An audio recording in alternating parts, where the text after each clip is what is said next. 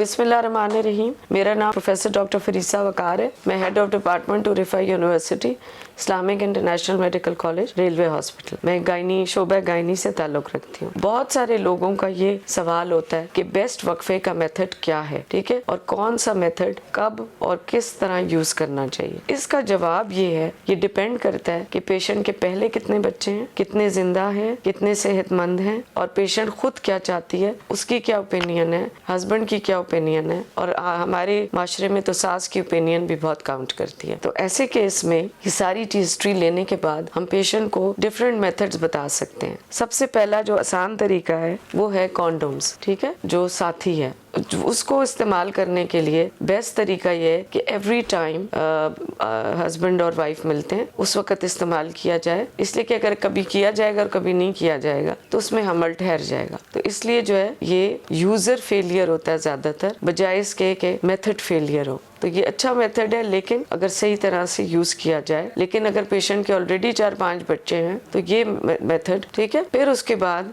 Patient को हम पिल का बताते हैं, गोली का। अब गोली का ये है कि अगर मरीज का 6 महीने से कम बच्चा पैदा हुआ है तो ना यूज़ करे तो बेहतर है, उसमें दूध कम हो जाएगा। जैसे कि माँ बच्चे को दूध पिला रही है, 6 महीने के बाद ये मेथड यूज़ किया जा सकता है। या अगर पेशेंट डिलीवरी नहीं हुई है वैसे लेना चाहती है तो मवारी के दूसरे दिन से गोली लेना शुरू कर दे, 21 दिन तक लेती रहे, और उसके साथ जो है और स्टार्ट जो करना है, शुरू जो करना है गोली, वो मवारी के दूसरे दिन से करना है। लेट कर देंगे 4th या 5th डे पे तो उसमें प्रेगनेंसी होने का चांस होता है। डेली गोली खानी है, एक दिन भी नहीं भूलना गोली, इसलिए कि अगर आप गोली भूल जाएंगे या मरीज गोली भूल जाएगी तो उसमें एक तो प्रेगनेंसी का खतरा है और दूसरा ब्रेक थ्रू ब्लीडिंग, यानी अचानक मवारी शुरू हो जाएगी। तो ये सारी चीजें पेशेंट को समझाना जरूरी है। पिल अच्छा मेथड है लेकिन उन लोगों के लिए जो गोली को भूलेंगे नहीं और टाइम से खाएंगे, और स्पेशली उन मरीजों के लिए जिनकी मवारी का खून ज्यादा पड़ता है, उनको ये बहुत फायदेमंद होती है उनके लिए ये मेथड। वक्फा भी हो जाता है, ब्लीडिंग भी नॉर्मल हो जाती है, ठीक है। फिर इसके अलावा जो मेथड है उसमें ट्यूब है या कॉइल जिसको कहते हैं, ठीक है, ये रखी जाती है मवारी के 5वें दिन पे। उसमें डिफरेंट मेथड्स अवेलेबल हैं। कॉपर-टी है, मल्टी लोड है। मल्टी लोड 5 साल के लिए, कॉपर-टी 10 साल के लिए, मरीना 5 से 8 साल के लिए, और उसके अंदर दवाई होती है मरीना के अंदर, थोड़ी एक्सपेंसिव होती है, लोग अफोर्ड नहीं कर सकते। लेकिन जो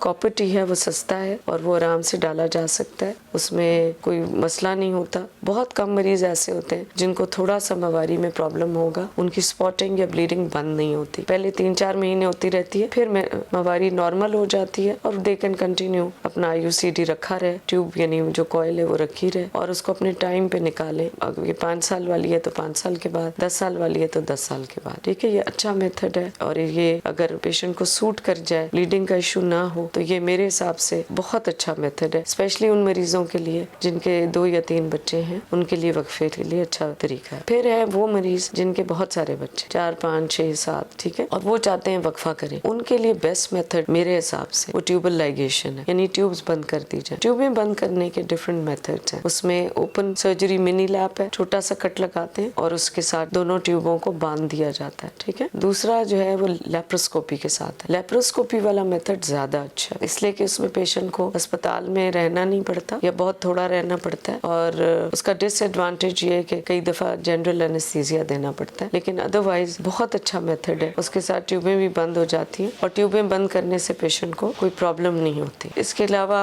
और बहुत सारे मेथड्स हैं जो पेशेंट के साथ डिस्कस किए जा सकते हैं, लेकिन जो मैंने आपको बताए हैं वो बेस्ट मेथड्स, ठीक है। शुक्रिया आपका, थैंक यू।